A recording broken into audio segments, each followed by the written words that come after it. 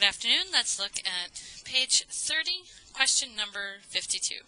We're given the following triangle where we are told the base is 5x minus 2 and that the height is 2x, and we're told that the area of this triangle is 115. Now you should remember that the area of a triangle is equal to 1/2 base times height. So in this case we know the area is 115, so we put that over here, equal to 1/2. Well, my base is 5x minus 2, and my height is 2x. Now, because I have this half, I'm actually going to cross multiply to get rid of that fraction. So I'm going to get 230 equals 5x minus 2 times 2x. The next thing I need to do is distribute this to both parts.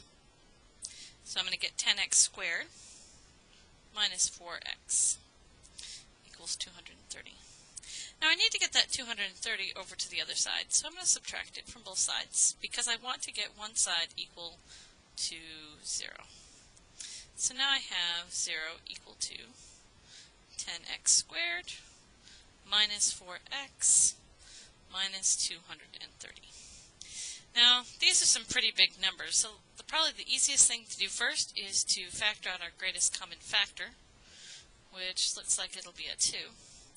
So it'll give us 5x squared minus 2x minus 115. 115? Yeah, 115. So now we'll break this down a little bit more. We have to think about what multiplies together to give us 115. Multiplies together to give 5, but adds together to give a negative 2. Well, with 5x, let's try with the 5x and a 1x in front. But think about 115, I'm going to think about its factors. If I have 5 would go in there 51 times, and then 51 is divisible by 3. 3 goes in once 27 times. 51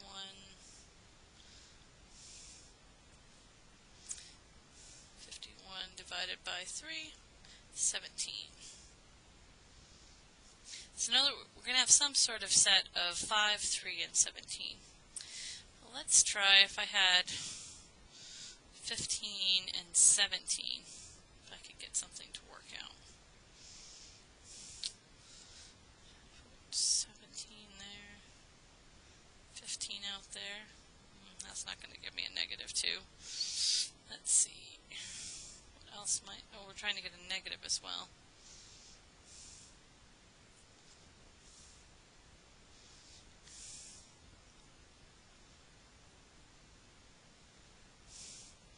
If I thought about a negative 15, positive 17.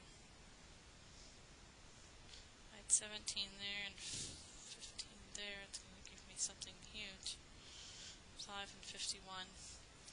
5 and 51 doesn't work particularly well.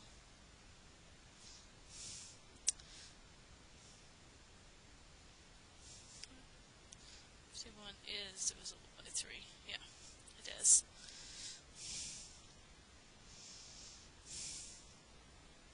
Oh, no, that's 5. The only things that multiply together to give 5 are 5. And let's see. We could have 3.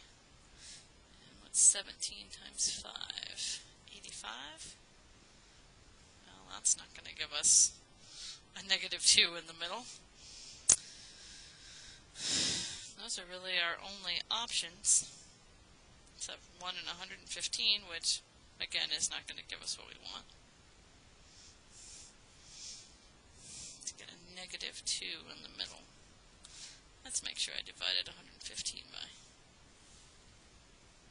that was my problem. 115 divided by 5 is 23. So let's go back and erase that.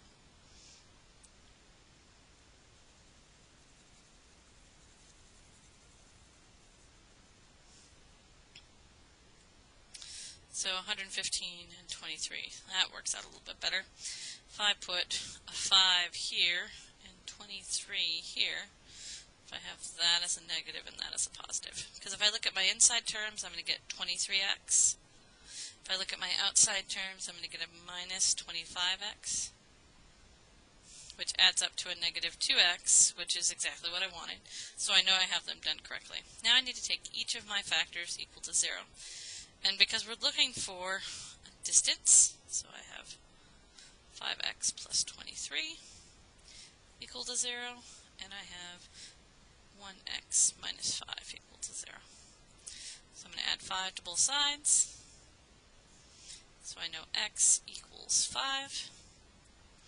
Here I'm going to get a negative number, and I know that I can't use a negative number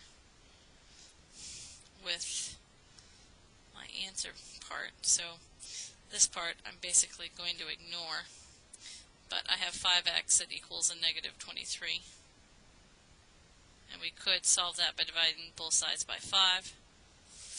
So we have two x values, 5 and a negative 23 over 5.